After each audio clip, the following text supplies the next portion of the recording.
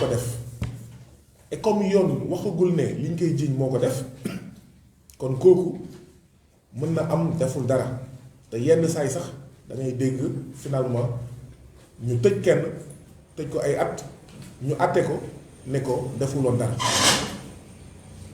kon segam kaso am na ay prisonniers yu mel noonu kon xam ngeen ne kon kaso dafa war a nekk bërëb boo xam ne kenn warul salfaañe ak yelleefu prisonniers yi waaye dama ne même prisonniers détenus yi nga xam ne dañ leen condamné sax dañoo am ay sañ-sañ ndaxte kaso ku def ma nga fa ku deful ma nga fa waaye nu mu mënti demee yow mii nga xam ne yow lañu dénk kaso bi yow mii nga xam ne yow yaay jëwriñ bi ñu dénk wàllu yoon te kaso yi bokk ci li nga xam ne dénk nañ la ko ak ñoom seen war nga fexe ba xool ndax ci prison yi ndax ci kaso yi ñu ngi respecté ak yelleefu détenu yi donc ñu ñëw fi tey dalal ci suñu màkkaan ñun waa FRAPP ay sénégalais yoo xam ne seen mbokk yi dañoo nekk kaso précisément kaso bu Kaolack waaye ndaje bi am solo ci ñun waa FRAPP ndaxte fan yii passé wax nañ ci situation kaso Kaolack waaye wax nañ tamit ci situation kaso bu Camp Pénal ñu ne woon kon tey occasion la benn ñu jox kàddu gi ay sénégalais yoo xam ne dañoo am ay mbokk yu nekk kaso Kaolack mais ñaareel bi ñun waa FRAPP ñu ñëwaat ci ay communiqué yoo xam ne def nañ ko ñaari semaines yii passé ñetti semaines yii passé lu jëm ci kaso Camp Pénal bi nga xam ne moo nekk fii suñu wet ak kaso bu Kaolack waxtu yële passé waxtu yii passé am na ay journalistes ay organes de presse yu titré ne Guy Marius Sagna tëjlu na ñetti tàngana ci kaso bu Camp Pénal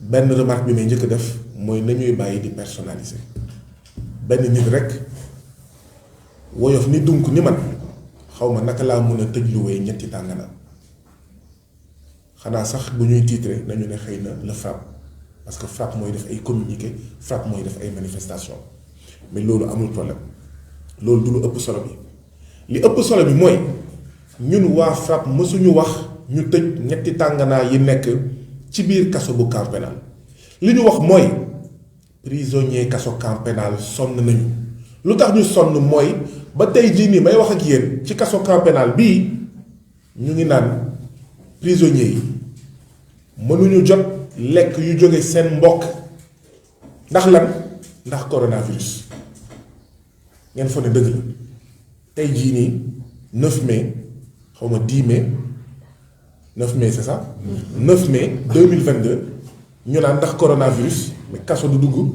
lekk du dugg ci kaso bi alors que ñun ñu ngi dem tàncaloo stade Abdoulaye Wade wala beneen stade ñu ngi dem tàncaloo ci concert yi ñu ngi dem tàncaloo ci nawetaan yi ñu ngi tàncaloo ci tata yi ci njaganjaay yi donc ku ñu yépp wax ji mooy ñetti tànganaa yooyu bés bu nekk dañuy verser junni ci administration pénitentiaire bu Camp Pénal muy muy 15000 ñetti junni bés bu nekk tànganaa bu nekk ñetti tànganaa yooyu dañuy verser junni muy ñetti junni boo ko multiplier par 30 mu def 450 000 en tout cas 4 lu jege téeméeri junni 500 000 léegi nag ngir business boobu continuer gars yi tëj ne benn lekk bu fi dugg comme ça ñuy dem di lekk ci tànganaa yi yemuñu foofu ñu ne boutique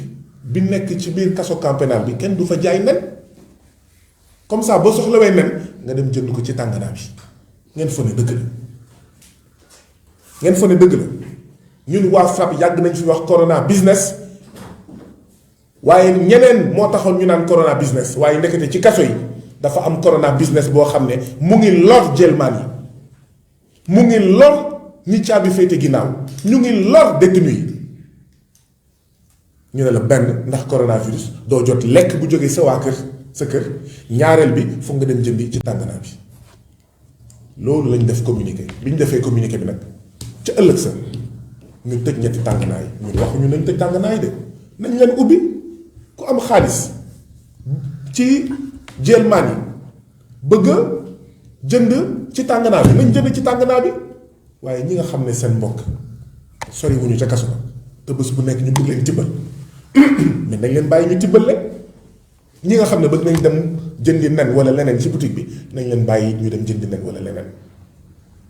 fii laa génn kaso bu Cap Manuel wax leen waxu bàjjan Xadi mi nga xam ne waaw lépp dafa cheroon ci boutique bi, téléphone bi cher, gën a cher li nekk ci biti. waaye yemuñu woon ci loolu, dañoo ñaanoon président Macky Sall, ñaan ministre de la justice, ñaan directeur de l' administration pénitentiaire DAP ne leen nañu seetantal li nekk ci kaso yi.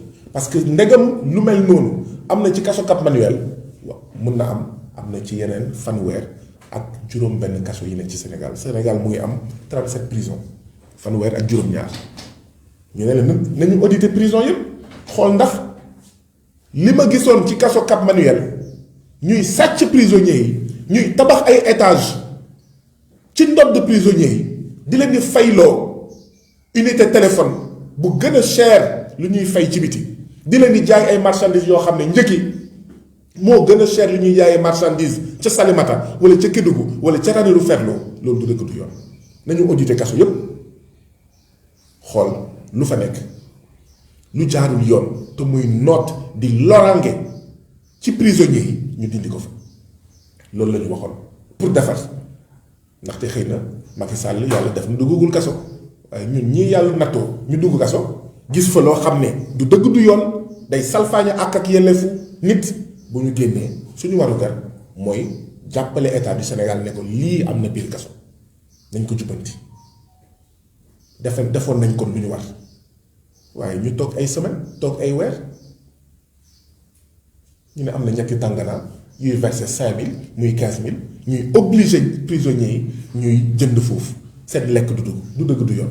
donc ñun tëj lu wuñu benn tànganaa, li ñu wax mooy nañu bàyyi lekk prisonniers yi dugg biir kaso yi, biir camp pénal prisonniers yi di lekk. ndaxte relation bi diggante ki nekk biir prison ak njabootam famille am bi nekk ci biir dafa am solo. ñi nekk ci biir dañoo soxla soutien affectif, psychologique, dañoo bëgg di sentir seen waa kër ci woo ci téléphone, waaye tamit ci indil naa la gerte caaf, indil naa la beñe, indil naa la ndambe, indil naa la ceeb, nga xam ne sa famille bàyyiwu la, seetaanu la. lien boobu la ñu dagg te du dëgg du yoon. ndax lan corona business, ndax lan prisonnier business, ndax lan jail business. waaw di jënd ay oto, di tabax ay kër, di tabax ay étage, ndax lan ci détenu yi. dëgg la nag ñun ñoo fi yàgg wax te suñu kàddu ba suñu waxu démb mooy suñu waxu tey ne nañu gestu agent pénitentiaire yi, ndaxte ñoom itam sonn nañu. agent pénitentiaire yi ñoom ñoo gën a sonn ci homme de tenue yi. li ñu leen di fay baaxul, li ñu leen di jox prime baaxul, conditions yi baaxul. waaye nag dafa am ñenn ci ñoom, pas ñëpp, dañoo jàpp ne comme ñoom nekkuñu ci tali bi di fayee ko 1000 francs 2000 par oto, ñoom ci prisonniers yi lañ ko war a jëlee. te loolu du dëgg du yoon. prisonnier boo xam ne ci biir prison bi xëyul gontuwul nga naan da nga koy jaay nangam, da nga koy forcer mu jënd ci tàngara, loolu du dëgg du yoon. loolu kon mooy dafa amoon solo ñun waa FRAPP ñu leeral loolu bu ñu jàkkaarloowee tey ak Sénégal yi wax ne dañoo ne camp pénal nañu bàyyi lekk prisonniers yi di dugg, bu ñu forcer nit yi di jënd ci maanaam ci tànganaa bi. léegi nag bi ñu waxee loolu tëj nañ tànganaa bi, ñun waxuñu kenn tëj tànganaa, commencé waat nañ jaay nen ci boutique bi, waaye prisonniers yi mënatuñu jënd par jour lu ëpp ñetti nen, ndax rek pour koñe leen. nee nañ leen mënu leen jënd pain sec ci boutique bi, ndaxte comme dañoo tàmmoon di defar nen bu ñu baxal wala omelette ba pare dugal si net bi ñu ne leen léegi comme waa FRAPP siwal nañ ñu yàq nañ suñu business tëj nañ tànganaay waaye ñetti nen par jour maximum ngeen mun jënd yéen prisonnier camp maanaam ci camp pénal du dëgg du yoon. ñaareel bi dootu leen jënd pain sec mun ngeen jënd ñetti nen waaye yéenay xam nu ngeen koy nenee nañu bàyyi di koñe prisonnier yi nañu bàyyi di xoxatal prisonnier yi ñun sénégalais nañu bàyyi di wax ne prison mënul neex lan moo tax prison warul neex mais prison bokk na ci li tax ñu dugal la fa pour yar la mais bu fekkee da ngaa bëgg a jubbanti jooyanti doomu aadama ba pare fi nga koy dugal pour jubbanti ko jooyanti ko mais nga koy def loo xam ne yow xam nga ne du dëgg du yoon moom mii nga koy def xam nga ne du dëgg du yoon ba pare nga ne kooku da nga koy jubbanti déedéet kooku da ngay gën a bon loo xolam kooku da nga koy gën a yàq kooku da ngay tax xol bi tàng mais kooku da nga koy gën a yàq kooku wanoo ko loo xam ne misaal la royuwaay la bu fekkee da ngay dugal nit ci biir kaso mais da nga ko bëgg a defar comme da nga ko bëgg a defar da nga koy xool loolu jekk da nga koy xool loolu rafet da nga koy xool loolu jub waaye doo ko dugal ci biir kaso da koy noot muy gis nooteel mais kooku boo ko nootee fukki at juróomi at ñetti at xaw ma juróom benn weer mais bu génnee day jàpp ne lii mooy yoon day jàpp ne lii mooy Sénégal kon bu mu jaaxal kenn ñenn ñi dugg kaso bu ñu génnaatee ñu gën a bon bi ñu fa duggee bu mu jaaxal kenn nit dugg kaso ndax affaire yu ñàkk fayda benn dank netetu wala xaw ma benn laaj la sàcc ñu dugal ko kaso mu génn mu gën a bon nit dugg kaso ndax rek xëy na ndeysaan dafa amoon ay xarit mu tux yàmba jaayul c'est la première fois sax muy tux yàmba mu dugg kaso génnaat nekk jaaykatu yàmba bu mu jaaxal kenn ndax kaso yi day gën a yàq day yàq sax ndaxte am na ñuy dugg kaso ndeysaan defuñu dara ay innocent lañ woon mais ñu gis ñu boole leen ak ñoo xam ne xëy na dañoo def am expérience donc ñun loolu la ñu wax tëj luwuñu tànganaa li ñu wax mooy ceeb bi na dugg sombi bi na dugg lekk yuy jógee ci këru jeelmaan yi prisonniers yi na dugg biir camp pénal bu ñu leen forcé ñuy jënd ci benn tànganaa boo xam ne ndeketewoo dafa am dañuy fay ku ci nekk 5000 francs administration pénitentiaire xaalis boobu fu muy dugg tabax kër jënd oto du dëgg du yoon du dëgg du yoon loolu nooteel la loolu la ñu bëggoon leeral ba pare waxaat suñu revendication tey la ñuy gën a wax nañu ubbi prison yi pour seen ceeb seen añ seen reer seen ndékki yuy jóge ci seen kër dugg fa te ñu bàyyi di business ci kaw ndodd prisonniers yi ñaareel bi mooy am na weer ci ginnaaw ay bés ci ginnaaw ñu ne waa FRAPP defoon nañ benn communiqué pour wax ne benn weer ci ginnaaw 3 heures du matin 4 heures du matin dañoo jël ci kaso camp pénal bi ay prisonniers 3 heures du matin 4 heures du matin dugal leen ci oto yóbbu leen kaso bu Kaolack te ñoom de seen mbokk yëpp ñu ngi Dakar mais état du Sénégal war na xoolaat lu muy def. waaw man boo ma jàppee man Guy Marius Sagna Macky Sall jàpp ma yóbbu ma kaso bu Matam waaw amul problème ma dem kaso bu Matam mais bu fekkee aw ma fa mbokk mais nuñ may tibbalee añ wala ndékki nuñ may rendre visite naka lañ may ñëw seet si kaso donc yow même nit ki boo koy tëj pour que xëy na mu xalaat pour que mu dellu si mais tëj ko ci condition yoo xam ne mais du gën a bon du gën a yàqu. kaso c'est pas pour toroxal déedéet c'est pour éduquer rééduquer jubbanti jooyanti jàppale ngir boo génnee mais nga jàpp nit ki mbokkam yépp ñu ngi biir Dakar nga dem yóbbu ko Ranérou Ferlo wala nga dem yóbbu ko kaso bu nekk Kédougou loolu pour lan c'est quoi le projet loolu amul sens après bu génnee mu nekk gan ak ay mbokkam muy benn ñu ne déet ñu yëg ne kaso Kaolack bi kaasu suukar 125 lañ fay jaayee kaasu suukar kaas bii laay wax de waaw lu tax ma génnee kaas bii c'est pour que nit yi xam kaas ban laay wax parce que am na ñoo xam ne dañuy ndekkee kaas boo xam ne mu ngi toll ni paan mun nañ yaakaar ne kaas boobu laay wax ne 125 la. kaasu ataaya ñu feesal ko ba mu fees nii ak suukar kaso Kaolack bi ñu ngi koy jaayee 125 francs ngeen foog ne dëgg la ngeen foog ne yoon la kaso Kaolack ñoo xam ne xëyuñu gontuñu ñoo xam ne seen mbokk yi nekk ci biti sax nga xam ne dañuy xëy di gontu seen xaalis doyul 125 francs lii loo ci yokk jënd kilo suukar 125 francs loo ci yokk jënd kilo suukar ñu ne lii 125 francs ñu naan déet 10 secondes de téléphone ci kaso bu Kaolack ñu ne 60 francs fukki simili fukk ak ñaar 60 francs la mais lañ koy jaayee téléphone dañ koy jaayee kaso Kaolack loolu mooy prison business bi ma doon wax loolu mooy prison business bi ma doon wax di jëfandikoo prisonniers yi pour di ci jënd oto di ci tabax kër waaw c'est vrai que salaire yi moom baaxul waaw ñu ngi koy waxaat président Macky Sall na gëstuwaat agent pénitentiaire yi sonn nañu damm nañu taay nañu fay ñu leen lu doy waaw dañuy génn kaso war a ñibbi seen kër ñuy def autostop sinon waaw mooy loolu waaye nag ñenn ci ñoom parce que du ñëpp ñoo koy def li ñuy def du dëgg du yoon directeuru kaso bu maanaam bu Kaolack li muy def nii du dëgg du yoon directeuru kaso bu camp pénal li muy def ci tàngaraay yeeg yooyu waaw du dëgg du yoon di jéem a koñe prisonniers yi du dëgg du yoon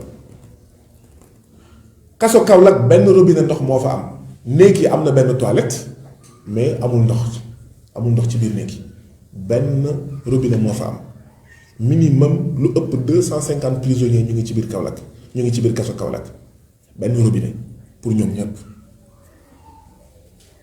gis ngeen Kaolack nu mu tàngee boo amoon téeméeri robinet sax nga koy ubbi te doo ko tëj gis ngeen tàngooru Kaolack ñu dugal la biir kaso amul ndox benn robinet pour plus de 250 prisonniers ñu naan déet mais toiture cellules yi zinc la da ngay nekk biir Kaolack nga am kër boo xam ne dër la d'accord mu tàng xool leen bu fekkee zinc la xool leen bu fekkee zinc la ba pare ñu ne ci biir néeg yi amul robinet donc ñun loolu la ñu wax ne du dëgg du yoon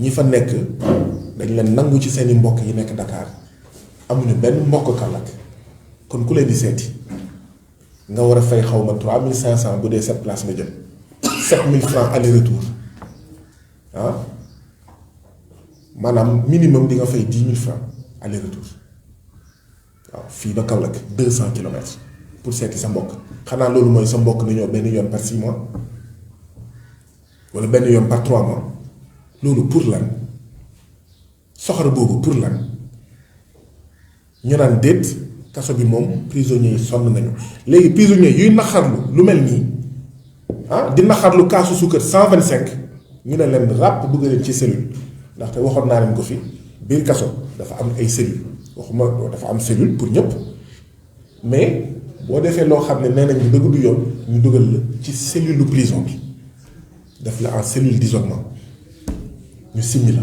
yenn saa ñu simmi la taatu leen sotti la ndox dóor la saaga la kaso Kaolack ñetti fan ñeenti fan juróomi fan a ngi am na ñoo xam ne dañ leen dugal cellule d'isolement ñu ngi feebar ndax lan di naxarlu liñ leen jëlee fii Dakar yóbbu leen Kaolack di naxarlu 10 secondes de téléphone 60 francs di naxarlu kaasu suukar 125 di naxarlu benn robinet pour lu ëpp 250 prisonniers di naxarlu ba su korité ñu tibbal leen sombi waaw mais sombi lañ leen toggal ba su korité loolu ba kañ ñun nag li ñu ragal ginnaaw dañoo jàpp ne doomu aadama ak ku mu munti doon dafa am àq ak yelleef, dafa am ay sañ-sañ, dafa am ay droit te dañ ko war a respecter même bu ñu ko condamné dañ ko war a respecter. kii rey nit sax mu leen àddina bi yépp ne diw moo rey Guy Marius Sagna ñu àtte ko daan ko preuve yépp wane ne moom sax mu nangu ne moom moo rey Guy Marius Sagna ñu tëj ko, dafa am droit.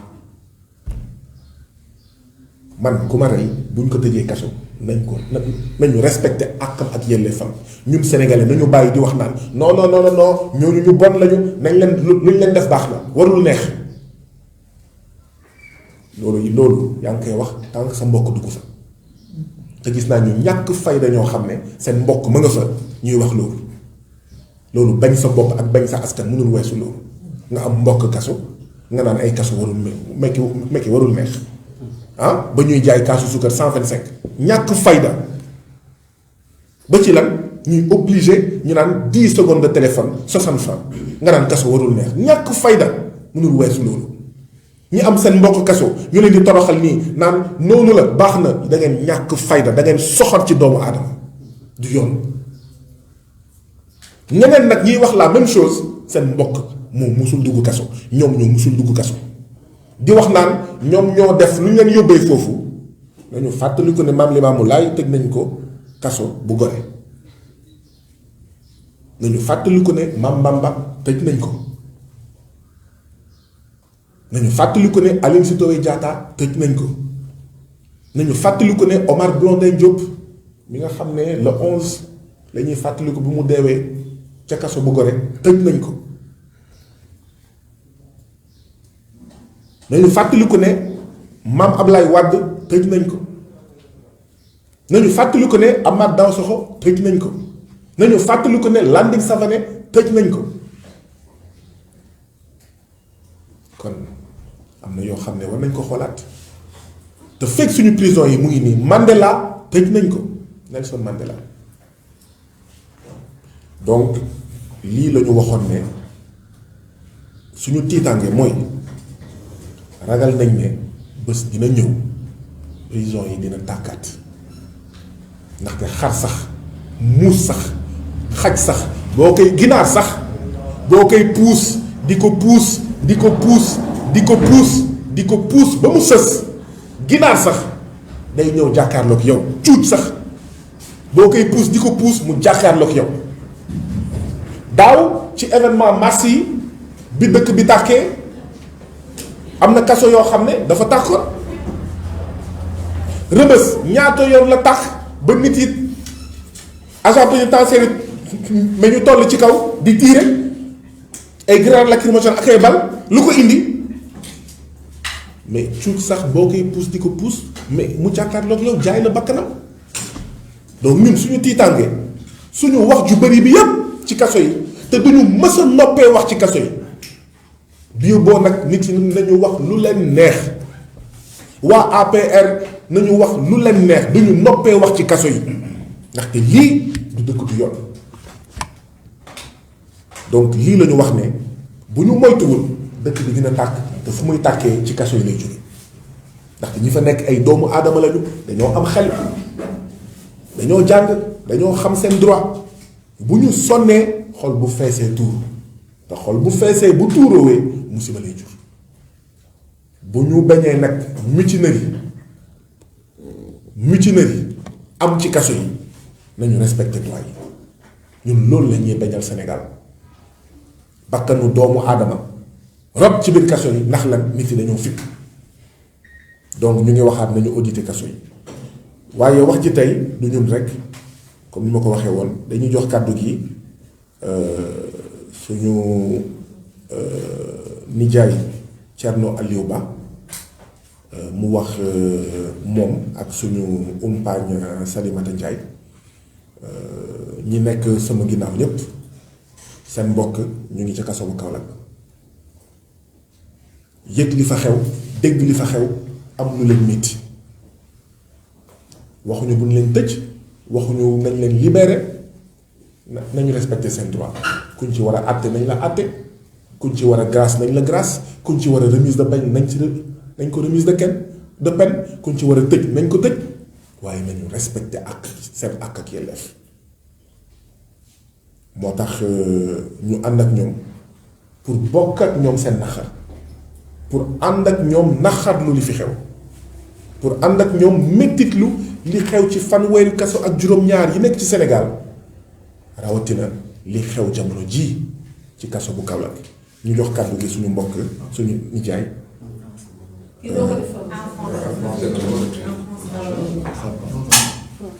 Bon, je vais résumer alors.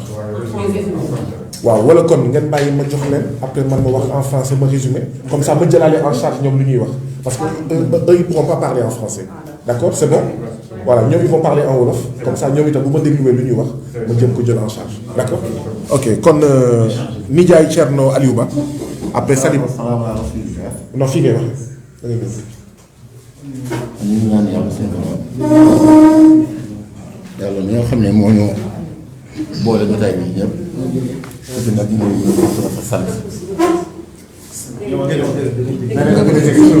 ñaan yàlla suñu borom jege si waat yàlla mi nga xam ne jege si waat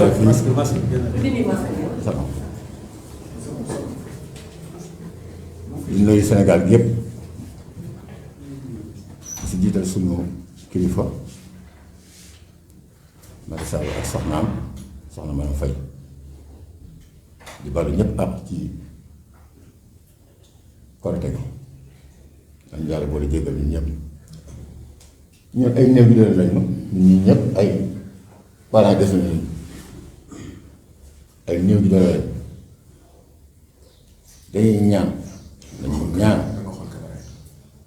dañuy ñaan ñi nga xam ne ñoo yor nguur gi suñu doom yi nga xam ne jël na leen campagne yóbbu leen Kaolack ñun amuñu doole dem Kaolack ay néew ji doole lañu xale yi sonn nañ fañ nekk fañ ne sonn nañ fa moo war jotaay bii tey di ñaan ministre de la justice ak ki nga xam ne mooy yor wàllu pénitentiaire yi seen kilifa ñun ñi nga xam ni ay parents desul luñu dañuy ñaan ñu indi luñu suñu doom Dakar ndax ñu mën leen a jàppale ci yenn moyens yi loolu rek moo waral suñu jotaay bi kese ñu ci waxtaan ak suñu kilifa gi mu ne il faut ñu ñëw toog waxtaan ak Sénégal ñaan kilifa yi ñoom ñi xam ne ñoo yor wàllu woowu ñu ñaan leen ci seen kàttan ak seen man-man ñu jàppale ñu indi suñu doom Dakar ci kàttan ak seen man-man loolu rek moo ñu fi tax a ñëw ñun ñii amuñu leneen lu ñu wax lu dul lool amuñu doole dem Kaolack metti na trop kuy daw dépense loo lekk amoo loo transporté di dem Kaolack di yóbbu lekk ak a naan xëy na nag prison mënta yow mënta bokk ak kër prison la tudd waaye li nga xam ne mooy seen ak ak seen yelleef rek na ngeen ko jox ci kàttanu yàlla loolu rek la leen di ñaan salaatu wa salaam ala rasulillah. jërëjëf changé la ma toogal ci place Salimata échangé leen ngeen ñaar jërëjëf Thierno Aliou Ba moo wax sànq ñu jox kàddu gi Salimata Ndiaye. asalaamaaleykum maa ngi nuyu ñëpp di nuyu teew ñëpp di nuyu presse bi di nuyu Guy Marius Sagna ñi nga xamante ni moo ñu jàppale di nuyu membre détenu yi nga xamante ni ñoom ñoo nekk suñu ginnaaw tey li ñu fa tax a teew mooy dañoo bëgg ñu dawal yërmande ci détenu yi nga xamante ni ñoom ñoo na ci prison yi rawatina bu nekk bu Kaolack ñun ñaan yàlla ñu génn fa ci jàmm ak wér ndaxte déjà am na ñu fa nekk dañoo feebar te bu ñu sañoon ñoom ñu nekk ci biti comme ñun ni ñu nekk ci biti ñun daal dañuy ñaan ñu jàppale suñu détenu yi ba ñu am liberté bi nga xamante ni moom la ñu amoon ci biti ñu mën ko am sax ci biir ndaxte ku def erreur ñu tëj la kenn bañu ko mais tamit condition yi ñu nekkee metti na metti boo xamante ni nii ñun fii ci biti ñoo ngi koy naqaru fu ñu toll dañoo sonn ñun parents détenus yi ku ñu ci dimbali rek ñu jël loolu moom moo tax ñu ñëw taxaw jàkkaarloo presse bi di waxtaan ak yéen pour que ñu mën a jàppale suñu détenus yi ba ñu mën a am jàmm ci biir ba ñu ci biti mën a noppalu seen lekk doy seen naan doy ñu am ndox bu ñuy sangoo ku ñu tëdd ndaxte ay doomu aadama lañu duñu ay mal ay doomu aadama lañu daal la amoon lu may wax ngeen baal ma wasalaam. jërëjëf Ndiaye mun nga.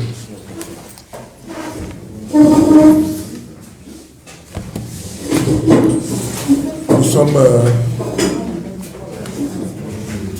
Le FRAPP est venu aujourd'hui aux côtés des familles des détenus de Kaolack pour exprimer ensemble, les familles et nous, membres du FRAPP, notre vive préoccupation face à l'oppression carcérale dont sont victimes les détenus en général et ceux de Kaolack en particulier. Des prisonniers ont été pris de la prison du camp pénal et ont été envoyés, il y a de cela quelques semaines, à la prison de Kaolack. Ceux qui sont autour de moi sont certains parmi leurs parents. Tous les parents ne sont pas là. Déjà, cette situation est très douloureuse parce que ces prisonniers qui ont été pris de la prison du camp pénal pour être envoyés à la prison de Kaolack, tous leurs parents se trouvent ici, à Dakar.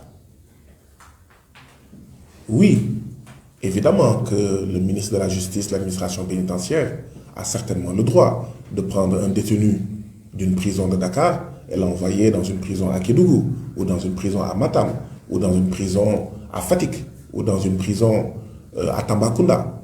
Ce n'est pas interdit. Mais nous disons juste que il est important que l'État, dans les décisions qu'il prend, qu'il exécute, d'y mettre une forte dose de social, une forte dose d'aide dans les décisions que l'État prend. Parce que prendre des prisonniers à Dakar et les amener à Kaolack, c'est rompre le lien entre ces prisonniers et leurs familles. Ces familles n'ont pas les moyens de pouvoir amener tous les jours à manger à leurs parents qui sont emprisonnés au niveau de la prison de Kaolack. Ces parents n'ont pas forcément les moyens de pouvoir rendre visite chaque semaine ou même chaque mois à leurs parents à Kaolack, parce que minimum, le voyage pour aller rendre visite à son parent qui est à la prison de Kaolack en quittant Dakar coûterait minimum 10 000 à 15 000 francs. Combien de Sénégalais ont ces moyens-là? Donc, nous exprimons notre tristesse et notre solidarité à ces familles-là. Cela étant dit, la situation de la prison de Kaolack est tout simplement très grave. Pour des gens qui sont détenus, qui ne travaillent pas, qui n'ont pas d'argent, qui attendent tout de leur famille. Famille qui déjà tire le diable par la queue et n'arrive même pas à voir la queue du diable, tellement tout coûte cher dans ce pays. Ces détenus-là, ils achètent le verre de sucre que vous voyez à 125 francs. Le verre de thé rempli de sucre comme celui-ci est vendu à 125 francs à Kaolack. Or, 125 francs CFA. Vous y ajoutez 100 francs, 200 francs, 300 francs, vous avez 1 kilo de sucre. C'est tout simplement scandaleux de profiter des prisonniers en vendant à des prix mais qui sont inacceptables, ce verre de sucre à des prisonniers. Dans la prison de Kaolack, il y a un robinet pour plus de 250 prisonniers. Dans la prison de Kaolack, dans les chambres, il n'y a pas d'eau. Dans la prison de Kaolack, les toitures des cellules sont en zinc. Dans la prison de Kaolack, les 10 secondes de communication sont payées à 60 francs. C'est du business fait sur le dos des prisonniers. Et nous avions alerté l'État du Sénégal par rapport à cette situation quand nous sommes sortis de la prison du Cap Manuel, où un pareil business avait cours. Et nous avions suggéré à l'État du Sénégal, son Excellence, Monsieur le Président de la République Macky Sall, au ministre de la Justice, ainsi qu'au directeur de l'administration pénitentiaire, d'auditer les 37 prisons du Sénégal pour voir si ce genre de business qui avait cours dans la prison du Cap Manuel n'avait pas cours dans les 36 autres prisons. Et nous découvrons que ce genre de business a également cours au niveau de la prison de Kaolack. Nous demandons à l'État du Sénégal de respecter les droits économiques, sociaux, politiques des prisonniers du Sénégal. Les prisonniers sénégalais, les prisonniers qui sont dans les prisons du Sénégal ont des droits économiques, sociaux et politiques qu'il faut respecter. Nous demandons que ces conditions de détention soient améliorées. Pour qui connaît la chaleur, la canicule qu'il y a à Kaolack, ne mettre à la disposition de plus de 250 prisonniers qu'un robinet d'eau, c'est tout simplement grave. Entasser avec des effectifs pléthoriques les cellules des prisons de Kaolack dans des chambres où la toiture est en zinc, c'est tout simplement de la torture. Et depuis quelques jours, 3, 4, 5 jours, certains prisonniers sont en cellule d'isolement parce qu'ils protestent contre l'exploitation dont ils font l'objet. Parce qu'ils protestent contre les dures conditions qu'ils vivent. Parce qu'ils protestent contre le fait qu'ils ont été arrachés à leur famille ici à Dakar pour être envoyés là-bas à Kaolack. Donc, nous faisons les caisses de résonance de ces familles-là pour demander à son Excellence, Monsieur le Président Macky Sall, de voir dans quelle mesure ces détenus, dont tous les parents sont ici à Dakar, peuvent être ramenés ici dans la région de Dakar ou dans des prisons beaucoup plus proches. Ce sont les familles qui le demandent. Ce n'est pas nous le FRAPP. Ce sont les familles qui demandent cela. Et nous sommes obligés, nous FRAPP, de porter à son Excellence, Monsieur le Président Macky Sall, à Monsieur Malick Sall, ministre de la Justice, à Monsieur le directeur de l'administration pénitentiaire, le colonel Bokandé, d'écouter le cri de ces Sénégalais, d'écouter la demande de ces Sénégalais. Mais nous leur demandons aussi d'aller voir ce qui se passe dans la prison de Kaolack et d'améliorer les conditions des détenus qui sont à Kaolack, d'améliorer les conditions des détenus qui sont à Koutal, d'améliorer les conditions des détenus qui sont à Matam, à Tambacounda, à Kédougou, à Rebeuss, au Cap Manuel, à Forbé, dans toutes les 37 prisons du Sénégal. Nous profitons de l'occasion, nous membres du FRAPP, pour dire que dans la prison du camp pénal, à côté ici, il y a quelque chose d'inacceptable qui s'est produit. Jusqu'à présent, les prisonniers sont interdits de recevoir des bols de repas de leur famille, sous prétexte fallacieux du coronavirus. Parce qu'on sait que malgré le coronavirus, on a accueilli nos braves et patriotes gagnés du foot. Malgré le coronavirus, nous nous entassons dans le stade Abdoulaye Wade, nous allons au Nawetan, nous nous entassons dans les Ndiagadjaï, dans les Tata et dans les Dakar Demdik. Mais pourquoi est-ce qu'on interdit que les repas des prisonniers en provenance de leur famille n'entrent dans la prison du camp pénal? Et c'est là où nous FRAPP avons découvert qu'il y a un business dans le camp pénal. Il y a 3 Tangana dans la prison du camp pénal qui vendent des omelettes, du lait et certainement d'autres choses. Et ces Tangana-là versent chacune 5 000 francs par jour. Ça fait 15 000 francs par jour.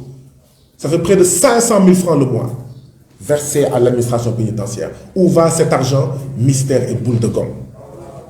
Et donc, pour que ces Tangana-là marchent, pour que ces Tangana-là continuent à verser 15 000 francs par jour et près de 500 000 francs le mois, il faut empêcher que les bols des familles n'entrent dans les prisons pour retrouver leurs parents détenus. Pire, les boutiques sont interdites de vendre des œufs pour pousser les prisonniers à aller acheter les œufs au niveau du Tangana. Et donc rendre florissant ce business de Tangana pour que ces Tangana puissent verser 15 000 francs par jour. Nous, FRAPP, nous avons dénoncé cela. Nous n'avons pas exigé la fermeture des Tangana comme une certaine presse a pu le dire. Non. Nous, FRAPP, nous n'avons pas exigé la fermeture des Tangana. Nous exigeons que le petit déjeuner, le déjeuner ou le dîner que des familles veulent donner à leurs parents en prison puissent entrer au camp pénal. Et le coronavirus ne peut pas être un prétexte pour empêcher cela. Nous dénonçons toutes ces mesures en vigueur au niveau du camp pénal pour pousser les détenus à acheter dans ces Tangana. C'est faire du business sur le dos des prisonniers. C'est du prison business et c'est inacceptable. Ces prisonniers doivent être aidés, soutenus et pas profiter d'eux pour les presser comme des citrons et appliquer des prix mais qui sont inacceptables. Donc jusqu'à présent, nous demandons que les prisonniers du camp pénal puissent recevoir des repas de leur famille. Les Tangana, nous, on n'a aucun problème avec ces Tangana. Ceux qui veulent acheter dans ces Tangana-là n'ont qu'à y aller. Mais qu'on ne crée pas un système pour imposer aux prisonniers d'aller là-bas au profit de la poche de certains membres de l'administration pénitentiaire. Et nous en profitons, c'est mon dernier mot, pour sensibiliser le président Macky Sall pour qu'il améliore davantage la situation des agents pénitentiaires. De tous les agents des forces de défense et de sécurité au Sénégal, les agents pénitentiaires font partie des derniers en termes d'avantages, en termes de salaire, en termes de primes, en termes d'indemnités. Ils font partie des derniers de la classe. Ils font partie des plus vulnérables. Ils font partie des plus maltraités. Ils font partie des plus mal payés. Ils font partie des plus mal indemnisés, mal primés. Ils font partie des moins respectés. Nous demandons au gouvernement de son Excellence, Monsieur le Président Macky Sall, d'améliorer la situation des agents pénitentiaires. Mais immédiatement après, nous disons que quelle que soit leur vulnérabilité, ces agents pénitentiaires que nous défendons, ça ne peut pas justifier qu'ils s'acharnent sur des détenus. Ça ne saurait justifier qu'ils exploitent ces détenus. Ça ne saurait justifier qu'ils cherchent à arrondir leur fin de mois en appliquant 125 francs ce petit verre de thé, en bastonnant, en insultant, mais copieusement, quotidiennement, des détenus qui n'ont commis qu'un seul crime, celui d'être en prison. Je vous remercie. Bu fekkee am na ay laaj njabootu détenu yi nekk ci kaw nag ñu ngi fii bu dee am ngeen ay laaj ah waaw. Pour moi, juste une question. Ouais. Est-ce que ce que vous avez dénoncé cela, est-ce que vous avez eu par l'occasion d'être en face de vos membres de la justice pour dénoncer cette situation? Ok. Nous comptons déjà nous entretenir avec les familles des détenus après cette conférence de presse. Parce que pour nous, oui, l'objectif c'est de lancer un cri du cœur aujourd'hui. L'objectif c'est avec les familles de détenus de tirer sur la sonnette d'alarme. Parce que nous avons peur que cette situation-là entraîne un pourrissement, une gangrène telle que ça pousse des détenus ou certaines prisons à faire des mutineries. Nous ne souhaitons pas que demain, que nous apprenions que des agents pénitentiaires ont tiré sur des prisonniers parce qu'il y a une mutinerie dont la cause serait la maltraitance dont sont victimes les prisonniers. Donc lancer un cri du cœur aujourd'hui, tirer sur la sonnette d'alarme, alerter. Mais nous allons nous concerter pour voir qu'est-ce que nous avons, qu'est-ce que nous pouvons faire d'autre. Si vous vous rappelez, il y a quelques mois de cela, peut-être un an, nous avons été arrêtés, nous, membres du FRAPP, avec près de 11 familles de détenus, près du building administratif, parce que nous étions partis pour déposer une lettre adressée au ministère de la Justice. On a tendance à oublier ça. C'était au building administratif. Nous avons dit que nous allons déposer une lettre au building administratif pour sensibiliser le ministre de la Justice sur les longues détentions préventives, sur les conditions carcérales. Qu'est-ce qui s'est passé? Nous avons été arrêtés. Près d'une quinzaine de membres du FRAPP et de familles de détenus. Et vous savez ce qui s'est passé? Nous avons été libérés. Nous, 15 personnes arrêtées, libérés à 23h ou minuit du camp Abdou Diassé, tous nos téléphones portables ont été endommagés. Donc c'est important également que les Sénégalais sachent ce que nous vivons. Or, nous n'avons pas de parents en prison. Tous nos téléphones portables, tous des Android. C'est pour ça que depuis quelque temps, quelqu'un comme moi, quand je vais dans des manifestations, je n'amène pas mon téléphone. Parce que si je l'amène, la police détruit le téléphone. Donc c'est pour répondre à votre question, nous étions déjà dans ça, à rédiger des lettres, à interpeller. Mais nous allons essayer de voir comment, solliciter une rencontre au directeur d'administration pénitentiaire, parce que ça ne peut pas continuer.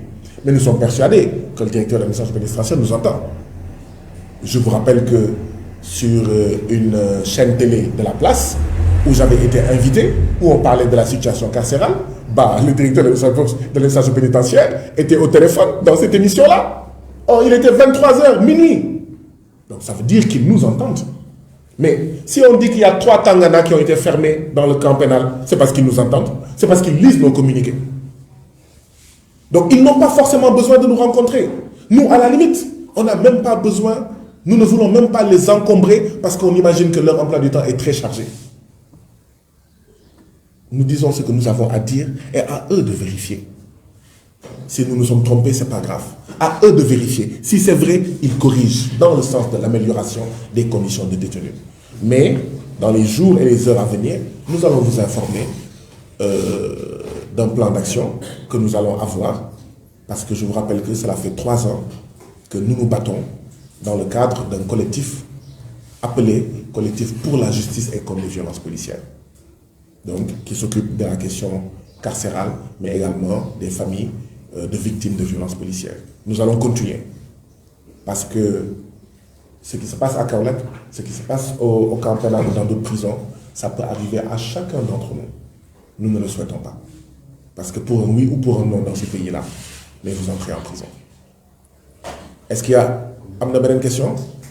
Oui. Moi, j'aimerais juste savoir si les parents des détenus ont une idée du nombre de détenus qui ont regagné la prison de Kaolack. Et sont-ils informés aussi du... Est-ce que vous savez à peu près ñaata prisonniers lañu jëlee fii? Moi, en tout cas, en attendant qu'eux ils puissent y répondre, moi, l'information que j'avais eue il y a de cela plusieurs mois, c'était une vingtaine. Voilà. Est-ce que vous savez à peu près ñaata lañu jëlee camp pénal yóbbu leen Kaolack? Mais quand Il faut que je revoie le communiqué que nous avons fait.